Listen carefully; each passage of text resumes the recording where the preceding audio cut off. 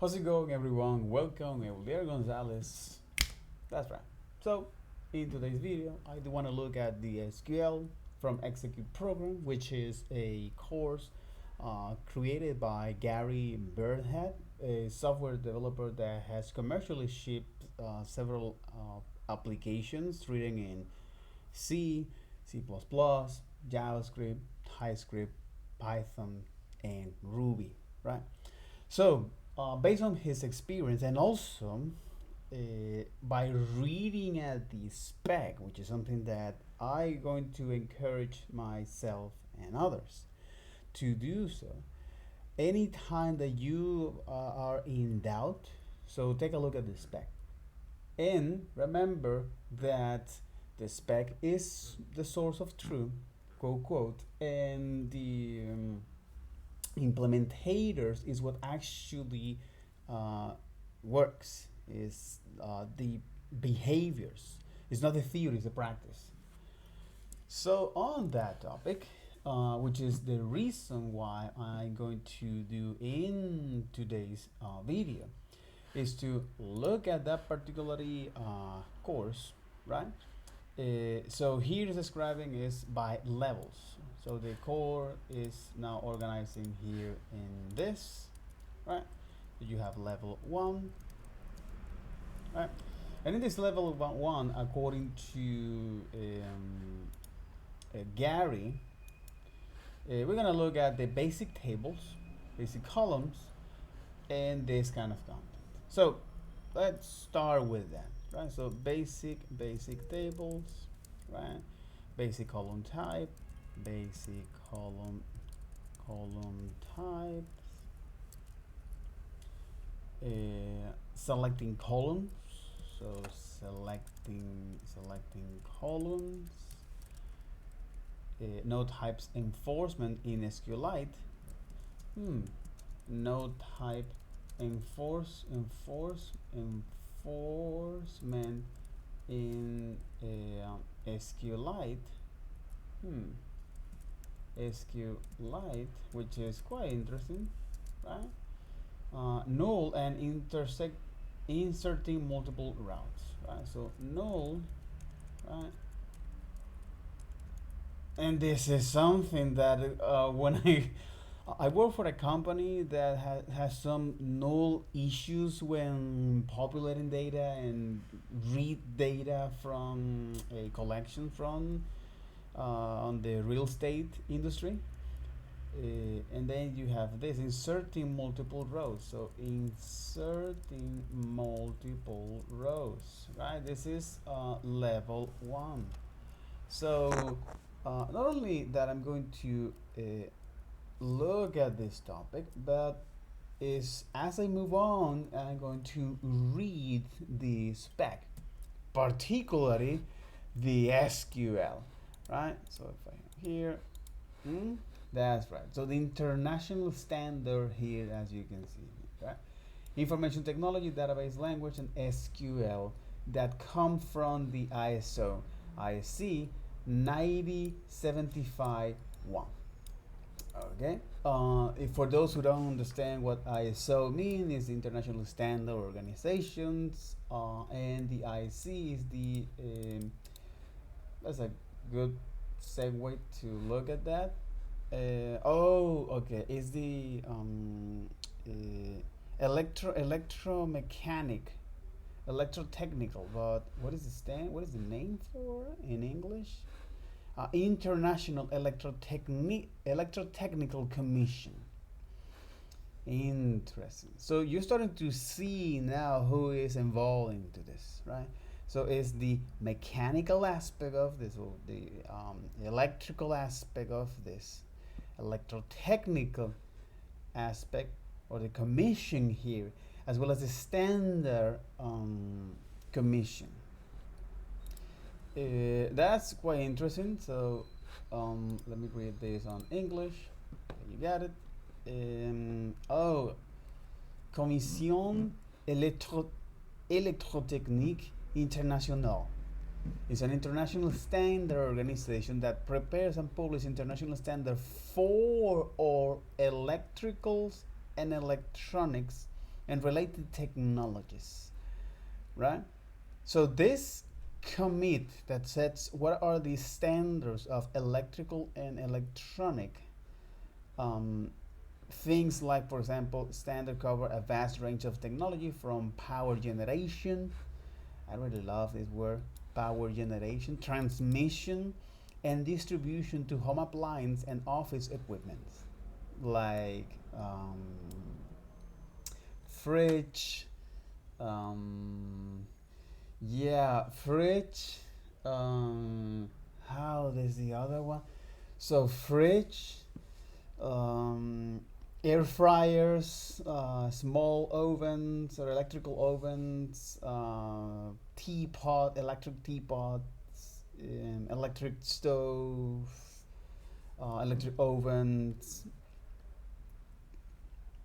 just to mention a couple ones. And office equipments is like, for example, laptops, mini PCs, servers, semiconductors, fiber optics, batteries, solar energy, nanotechnology, and marine energy, as well as many others. That is mind bending. The IEC, the International Electrotechnical Commission, also manage 4 worldwide conformative assessment system that represents the only globally standard approach to testing, inspections, and certification. All electric technologies are covered by IEC standard, which is what I read in today, including energy productions and distribution, electronic, magnetics and electromagnetics, electroacoustic, multimedia, telecommunication, which is my main focus area of expertise when building these kind of web applications, and medical technologies, as well as associated general disciplines such as terminology and symbols, electromagnetic compatibility, measurements and performance, dependability, design and development, safety, and the environment. So this was created in 1881 at the International Exposition of Electricity held in Paris. So I know that might be sound quite boring to look into this, but again, it's understanding how all of this and who are the owners of this. You just only use this standard here. So this International Exposition of Electricity, which I don't think that's still available, as you can see here, right? International Exposition of Electricity. That's interesting. It's interesting that they didn't even continue to do that. You know, it's very, very interesting. It's very, very. I don't hear more about this. Exposition Internationale d'Électricité. This is French. Exposition Internationale d'Électricité. D'Électricité. Ran from 1 August 1881 through November 1881 at the Palais of Industry, on the Champs-Élysées. Okay, Los Campos Elíseos in Paris, France. It serves to display the advance in electrical technology since the small electrical display of the 1878 Universal Exposition here. Palais de Industry. Question: does it stand? Oh, it was demolished in 1897. Interesting. Although this made the building extremely hot during the days, it served as a hall for numerous exhibits of social events until its demolition. So this was on this, right? And as you can see, they have these particular outfits and all the social norms and stuff like that. Now, this is the Palais d'Industrie, France. Got it. So this was created back then. And this is also inside of this. La France Illustrée. Interesting. Very, very interesting. Very, very interesting. So okay, so this is where this IEC come from. Okay, it was born there. Um,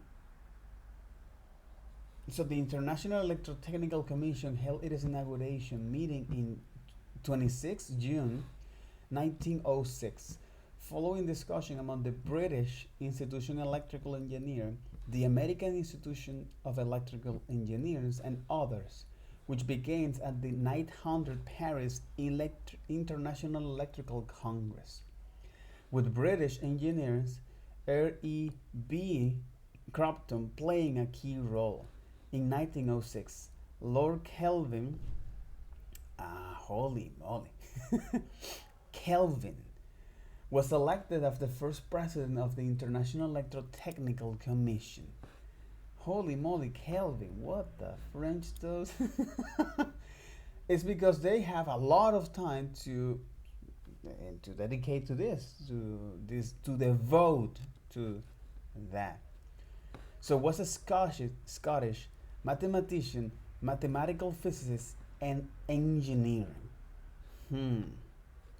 Very, very interesting. So, okay. Holy moly. All right, all right. Yes. Got it. Got it. Got it. Okay, so Lord Kelvin was the first to hold the presidents of the IEC. So it makes a ton of sense. Of the Kelvin, the one who has the temperature unit. Okay, the IEC was instrumental in developing and distributing standard for unit of measurement, particularly the Gauss. For measuring is magnetic flux. Interesting. Gauss. To measure magnetic flux. Hertz, the unit of frequency. Weber, unit of magnetic flux in international system units. Okay.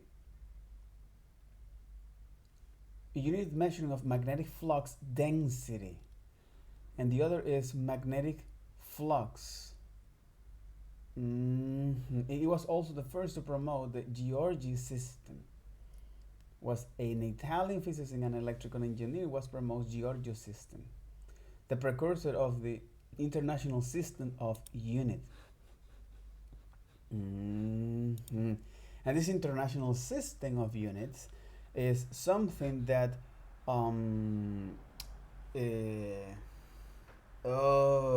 something that it rivals now with the American unit systems, right? When you have now seconds, meters, kilograms, they use now seconds and not meters, okay, to quantify length, or kilogram for mass. So they use now pound or foot. Interesting. Okay. Yeah, quite interesting topic here, to kind of understand where the IEC come from, and who was the first president, Lord Kelvin. And it's interesting that they call him Lord William Thomson, first Baron Kelvin. He was 50 years the professor of natural philosophy at University of Glasgow. Glasgow, where he undertook significant research of the mathematical analysis of electricity here and thermodynamics. He received the Royal Society couple medals. Here, absolute temperatures are stated in unit of Kelvin, and so on and so forth. So, so William Thomson was born here in Belfast. His father, James Thomson, was a teacher of mathematics and engineering at the Royal Belfast Academy Institution, and the son of a Ulster Scot farmer. Mhm. James Thomson married Margaret Gardner in 1817, and on their children, four boys and two girls survived infancy. Margaret Thomson died in 1813 when William was 6 years old. William and his elder brothers James were tutored at home by their father, while the younger boys were tutored by their elder sisters. James was intent to benefit from the major share of his father's encouragement, affection, and financial support, and was prepared for a career in engineering. In 1832, his father was appointed professor of mathematics at the University of Glasgow, and the family moved there in October 1833. The Thomson children were introduced to a broader cosmopolitan experience than their father's rural upbringing, spending mid 1839 in London, and the boys were tutored in French in Paris. Much of the Thomson life during the mid 1840s was spent in Germany and Netherlands. Language study was given a high priority. So we're talking here on the 1840, and I want to actually briefly summarize this little bit of history. But it's most of the new nations republics in Latin America, which where I am from Venezuela and living right now in Argentina. They start in, so they have like 10, 5 years old to be now this republics. That's interesting. So he comes from a farmer. So his grandfather was a farmer and his father was a teacher. And from there, and it's interesting that they didn't apply all of this mathematics to their business. In any case, that goes beyond the scope of today's video. But I do find that, especially by understanding and reading this topic, okay,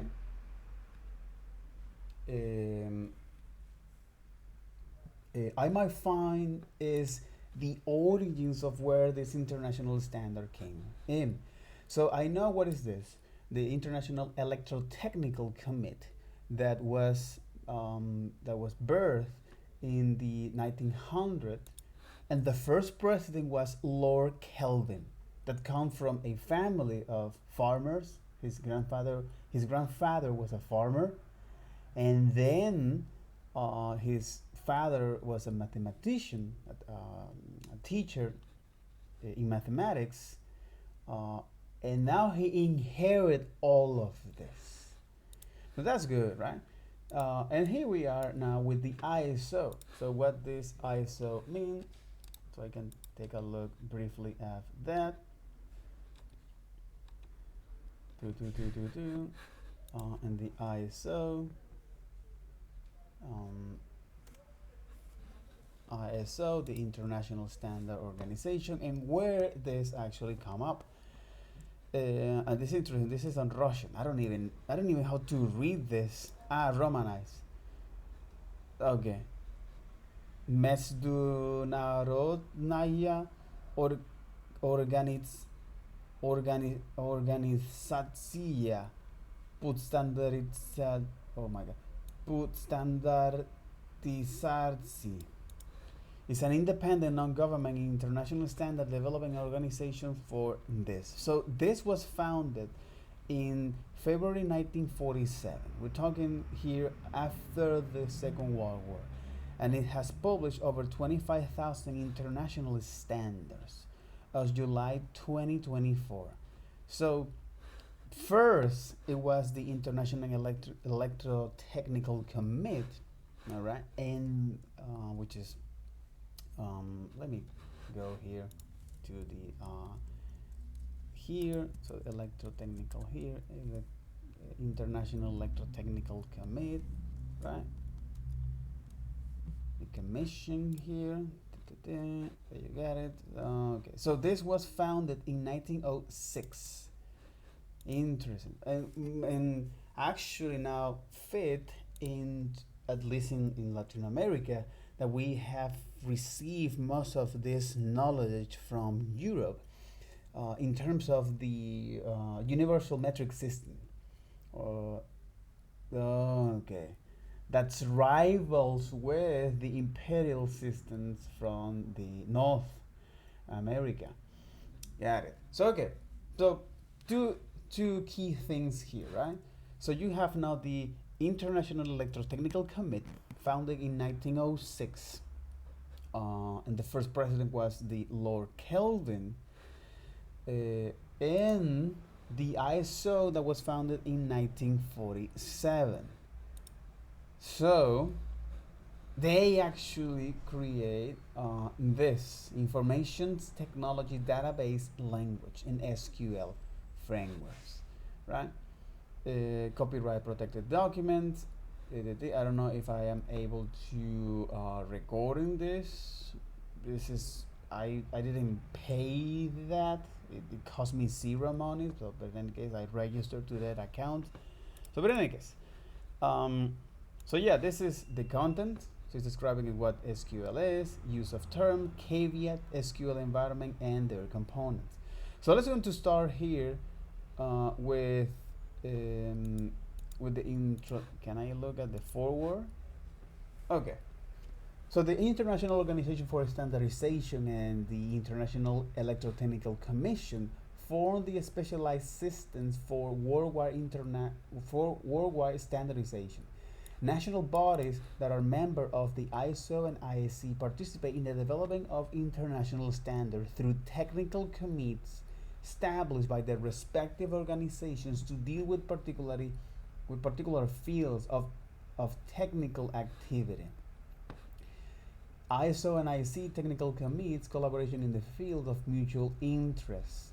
Other international organizations, government and non-governmental, in liaison with ISO and IEC also take part in the work.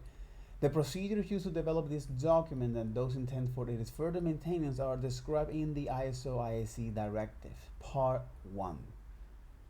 In particular, the different approval criteria needed for different type of documents should be noted. This document was drafted in accordance with the editorial rules of the ISO IEC Directive, Part 2. ISO IEC draw attention to the possibility that the implementation of this document may involve the use of a patent, and ISO and IEC takes no position concerning the evidence, validity, or applicability of any claimed patent right in respect therefore. They're washing their hands. As the date of publication of this document, ISO and IEC have not received notice of a patent which may be required to implement this document.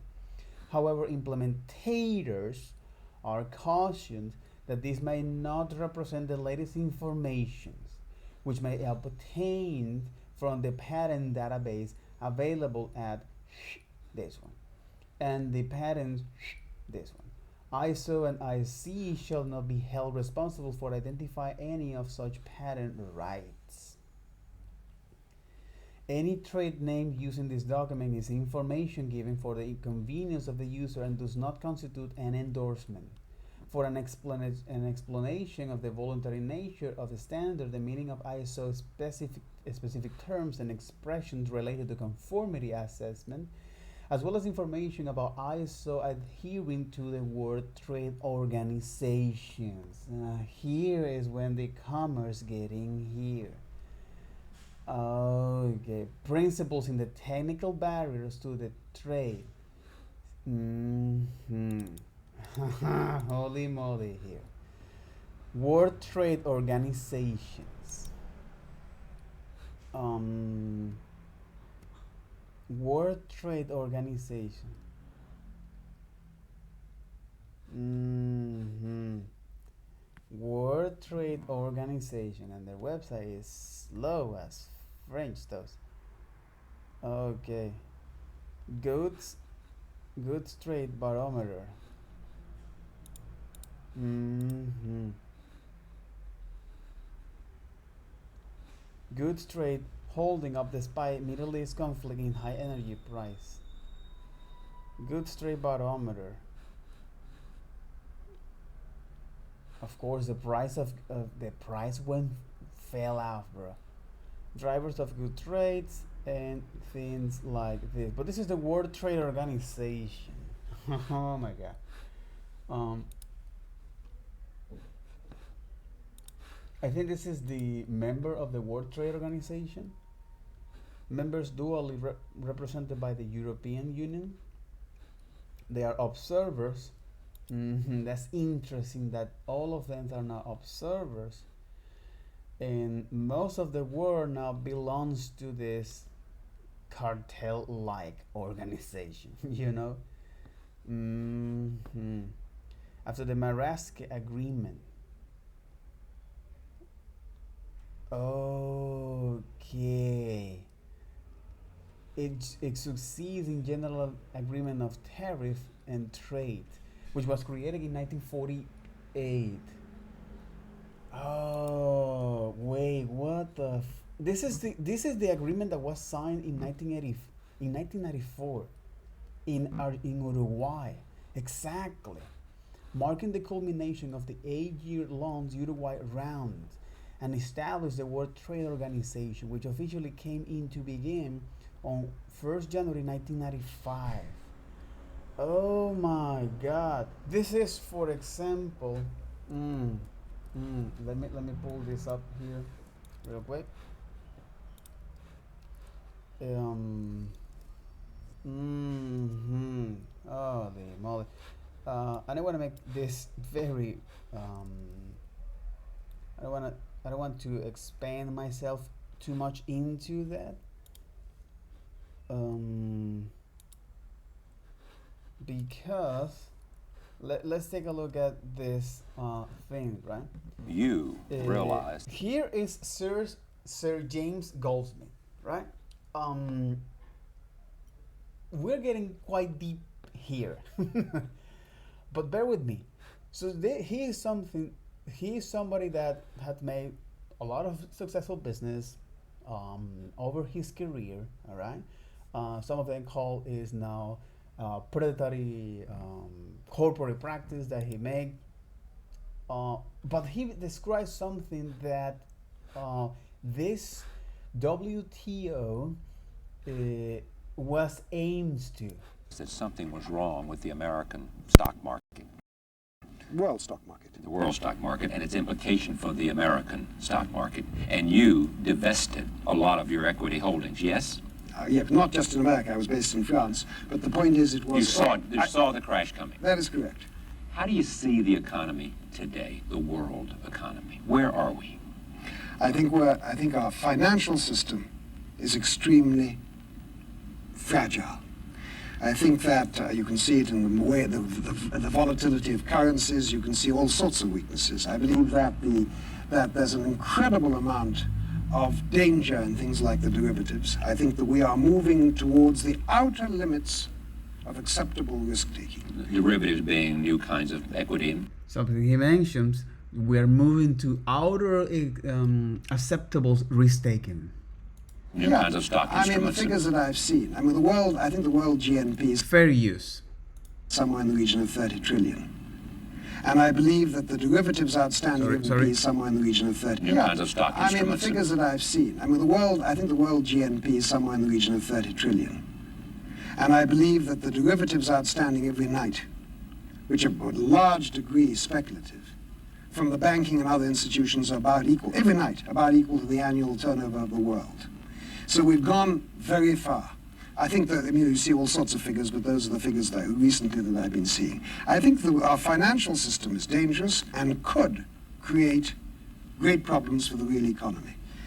But I also believe that you cannot enrich a country by impoverishing its people. I do not believe that the health of an economy is measured by the profitability of its corporations. I believe profits are important, but even more important is the health of the population in terms of participation. All right, let me get you this question. In this recent Fair election in use. America, there was something called the Contract with America, which Yeah. called for tax cuts. And we're going to see a great debate about tax cuts because we now have Republicans in control of the House and the Senate. Do you fundamentally believe that tax cuts are good for the American economy now? I believe that you can't just have tax cuts.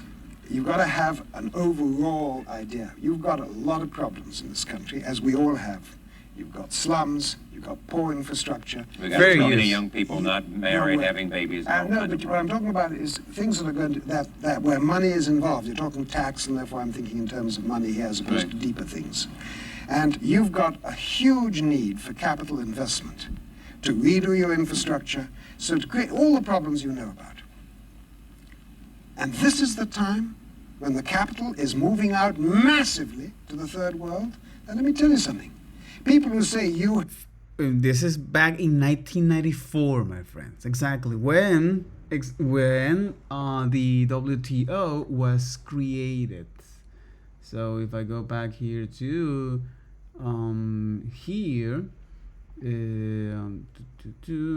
with the Marrakesh Agreement, right? So this marks in 15 April 1994, marking the culmination of an 8-year-long Uruguay round and established the World Trade Organization as we know as today. have to go and build the infrastructure of the third world, I would recommend to you that you build the infrastructure right here where you need it. When you drive through parts But of if the you United are a States, and I'm businessman, saying this, but are you saying that to be a good citizen, or as a businessman, are you saying that there is as much return on building, using your capital in the United States as there is in using your capital in Asia? You are putting your finger on the problem. This is Okay. exactly what I'm saying. I'm saying that the politicians, unthinkingly, have created a situation, a structure, whereby responsible businessmen, patriotic and decent businessmen, are forced to invest offshore or go bankrupt because labor is so much cheaper. And Exactly. Oh my God. And I know that this might sound very conspiracy theory, which is not the intent of today's video. But despite that, he's just describing something that we can feel and is real. And any day that we actually now have to issue or offer our service across the internet right now, if you are a web developer or if you are now offering your label to somebody else. And this is based on the structure of the current business system, is that those CEOs now are enforced to pursue profits, which are is forced described. to invest offshore or go bankrupt because labor is so much cheaper. And therefore the structure is one whereby you are taking responsible people and forcing them offshore, whereas you should not be forcing them offshore. You should be ensuring that that investment stays here. You have the need for that investment as we have in Europe. You've got so much to do and you're thinking about doing it elsewhere. You've got a responsibility right here. You're supposed to be an example to the world. Your infrastructure is not an example. We're also the leader of the world, too. You are, yes. Okay, and there comes responsibilities To be an in serving example. that role. To be an example, rather than to impose your views. I don't believe in colonialism. Okay. You should be an example. Okay, is it... So in any case, that was a good segue in in something that they actually describe here in this particular doc. So for an explanatory of the voluntary nature of the standard, the meaning of the ISO specific terms, an expression related to the conformity assessment, as well as the information about the ISO adhering to the World Trade Organization principles in the technical barriers to trade, like this. So even they, right? So this standards organization, the ISO and the IEC, they now are adheres to the World Trade Organization. So they are subjugated somehow to that. And that's why my bending, right? Yeah, that is why my bending. Well, this is part of here. The international standards, the technical barriers to trade, and the World Trade Organization principle is explained like this. So these principles concerning transparency, openness, impartiality and consensus, relevance and effectiveness, coherence, development dimension. And if you look now at the IEC, about the standards, right? So all of these technical people, or the standards, are now obeying the World Trade Organization principles, right? Perhaps they don't describe that here, but Standard Management Board, EC at a glance. So, but the TLDR of this, that I do find very revealing, is that the particular nature of this ISO or these standards, right? Electrotechnical or from the international standard organizations, all of them are now subjugated or adhering to the World Trade Organization's principles in the technical barriers to trade. So whatever the WTO have defined as the trade, they have to, and even myself, have to bind to that. This document was prepared by Joint Technical Committee, ISO IT, GTC 1. This is interesting because the same that there is a technical commit, the technical commit 39 for developing and improving the ECMAScript 2.6.2 or the JavaScript, right? You also have now a technical commit for the SQL, which is the GTC 1, Information Technology, Subcommit XCT, and Data Management and Interchange. The 6th edition cancels and replaces the 5th edition, which was back in 2016, which has been technically revised, and it also incorporates the technical corrigium ISO IEC 1975, which described is the SQL standard for this. And the main changes are as follow. Additions and refinements of the terms of concern to support new data types required by incremental parts, clarifications, and so on and so forth. This is just the foreword, and that'll be all for this video. Take care. Bye-bye.